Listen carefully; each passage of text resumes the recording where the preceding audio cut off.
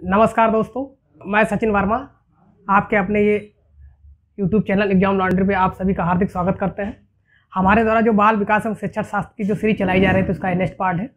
तो आइए देखते हैं कुछ अति महत्वपूर्ण क्वेश्चन आंसर जो परीक्षा की दृष्टि से काफ़ी महत्वपूर्ण है।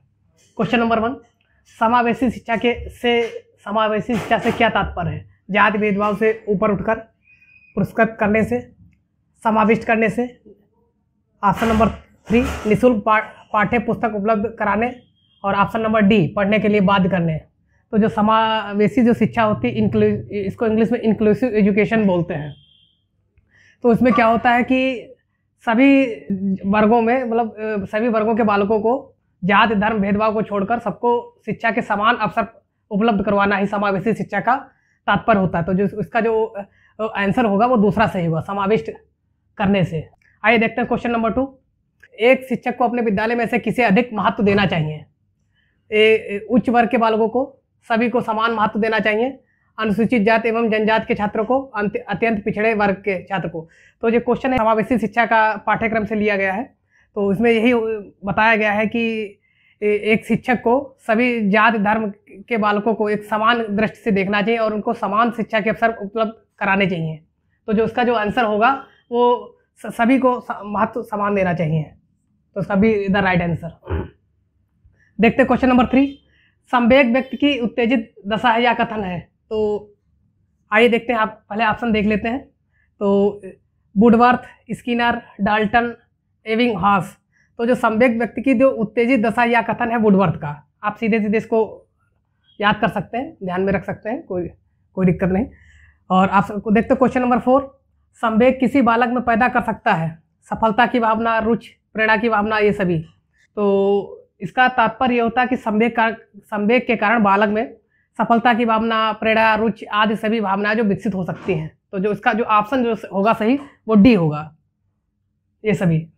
तो आइए देखते हैं क्वेश्चन नंबर 5, व्यक्तिगत भिन्नताओं को सबसे पहले समझाने का प्रयत्न किसने किया? Option number 1, James Drever, Galton, Skinner, Tyler. तो जो थोड़ा बहुत आपको जानकारी दे दें व्यक्तिगत भिन्नताओं के बारे में, क्योंकि हर जो व्यक्ति होते हैं एक दूसरे से भिन्न होते हैं, चाहे वो रंग रूप पे हो या बुद्धि पे डिपेंड करते हो, कोई अंतर्मुखी कोई बहिमुखी होता है। तो हर मनुष्य में जो व्यक्तिगत भिन्नता है वो अलग अलग पाई जाती है। तो जो इसका जो सबसे पहले समझाने का जो प्रयत्न किया था वो गाल्टन ने किया था। तो इसका जो ऑप्शन जो सही होगा वो भी सही होगा, गाल्टन। आइए देखते हैं क्वेश्चन नंबर 6, व्यक्तिगत भिन्नता का कारण है वातावरण, वंशानुक्रम, आयु। Option number D, A B और उपयुक्त सभी। तो जो व्यक्तिगत भिन्नता की जो अभी आपको हमने डिफिनीशन बताई है कि व्यक्तिगत भिन्नता का मुख्य कारण वंशानुक्रम भी हो सकता है, रुचि भी हो सकती है, पर्यावरण भी हो सकता है, आय भी हो सकती है, क्योंकि हर जो इंसान अपने आय, रूप, रंग, आकार में भिन्न भिन्न होता है। बुद्धि मापक के तौर पे भी हर आदमी अलग अलग भिन्न भिन्न होता है। तो जो उसका जो ऑप्शन जो सही होगा वो वातावरण भी हो सकता है, वंशानुक्रम भी हो सकता है, आय भी हो सकता है और उपयुक्त सभी। तो जो उसका आंसर सही होगा वो ई सही होगा। मैंने एक ऑप्शन बढ़ा दिया था आप लोगों को समझने के लिए, तो उसका जो सारे आंसर इसके सही ऑप्शन उपयुक्त सभी होंगे। आइए देखते हैं क्वेश्चन नंबर 7, लैंगिक भेदभाव को दूर करने का शिक्षा व्यवस्था में उपाय है? तो जो लैंगिक भेदभाव जो होता है, अभी जानकारी दे रहे हैं आप लोगों को, छात्र छात्राओं के लिए असमान प्रावधान, ये तो बिल्कुल ऑप्शन रॉन्ग ऑप्शन है। छात्र छात्राओं के लिए समान प्रावधान, छात्र छात्राओं के लिए विशिष्ट प्रावधान, उपयुक्त सभी। तो जो लैंगिक भेदभाव, तो इसमें क्या होता है कि एक शिक्षक को चाहिए होता है कि वो अपने सभी छात्र छात्राओं को समान प्रावधान के अवसर उपलब्ध कराए और सबको समान दृष्टि से देखे। तो जो उसका जो आंसर सही होगा वो दूसरा सही होगा, छात्र छात्राओं के लिए समान प्रावधान उपलब्ध करवाना। यही इसको शिक्षा व्यवस्था में उपाय है इसका। ये नहीं कि छात्राओं को ज़्यादा प्रोत्साहन और छात्र को कम प्रोत्साहन, ये थोड़ा दिक्कत हो जाएगी। तो इसके लिए जो सभी को समान अवसर प्रदान करना चाहिए, समान प्रावधान सबके लिए होने चाहिए। आइए देखते हैं क्वेश्चन नंबर 8, सृजनात्मक चिंतन होता है अपसारी चिंतन, अभिसारी चिंतन, मूल्यांकन, भाषा विकास। तो जो सृजनात्मक चिंतन होता है वो तर्क वितर्क पर डिपेंड करता है। इसमें कई प्रकार के व्यक्ति शामिल होते हैं, जैसे कलाकार हुआ, राजनीतिक हुआ, इंजीनियर हुआ, डॉक्टर हुआ।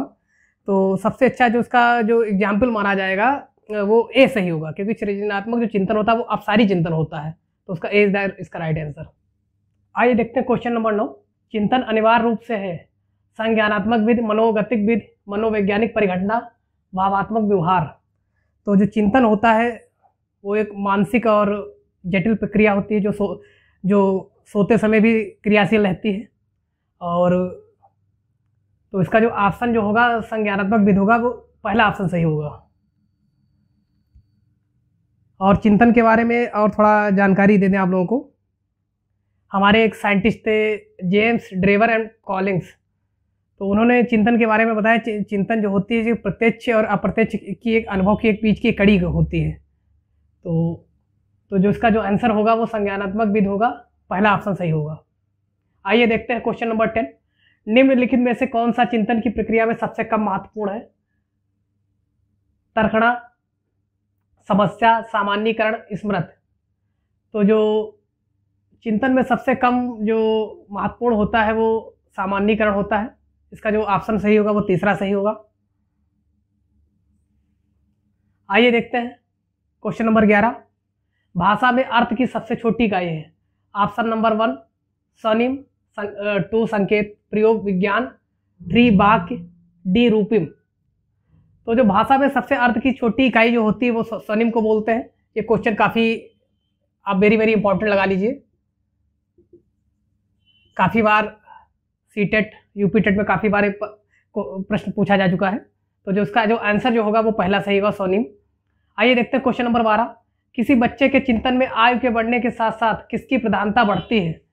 ऑप्शन नंबर 1 तर्क की, सामान्यीकरण की, आत्मकेंद्रीकरण, जीववाद की। तो यह तो ऑप्शन बिल्कुल निगलेक्ट कर दीजिए आप इसको, इसका कोई औचित्य नहीं। तो जो ऑप्शन जो होगा, जो बच्चे में आयु बढ़ने के साथ साथ मतलब जो प्रधानता बढ़ती है वो तर्क की बढ़ती है। आइए देखते हैं क्वेश्चन नंबर 13। चिंतन में शामिल हैं। तो सबसे पहले मैंने आप लोगों को जानकारी दी थी जो चिंतन है वो एक जटिल एक मानसिक प्रक्रिया है या सोते समय भी क्रियाशील रहती है। और तो इसमें जो होता है चिंतन में कल्पना भी शामिल होती है। और चिंतन में जो होता है कल्पना हो नंबर 1, और भाषा, संकल्पना और प्रतिगिप्त।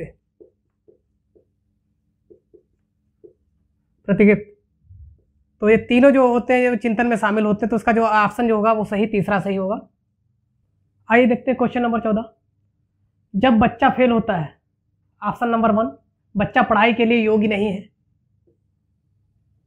व्यवस्था फेल हुई है, बच्चे को प्राइवेट ट्यूशन लेनी चाहिए, बच्चे ने उत्तरों को सही तरीके से याद नहीं किया है।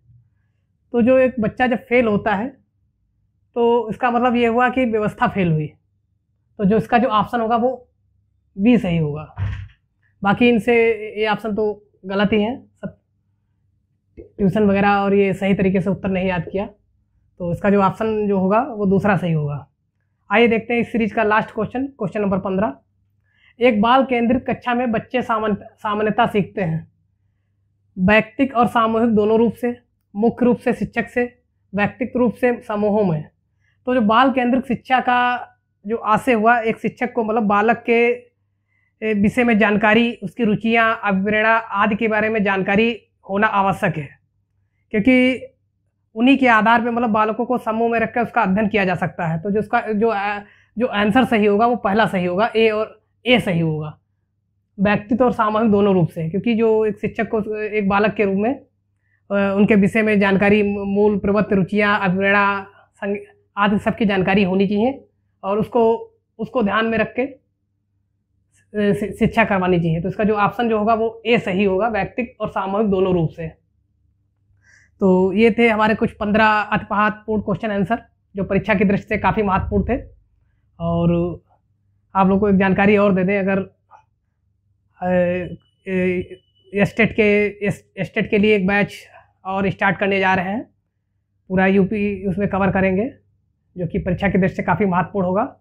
और वो 2-4 दिनों के अंदर आप लोगों को सीरीज कंटिन्यू मिलेगी। तो आशा करते हैं ये हमारे द्वारा अगर आपको वीडियो अच्छी लगी हो तो प्लीज़ इसे लाइक कर दें, शेयर कर दें, सब्सक्राइब कर दें। Thank you for watch.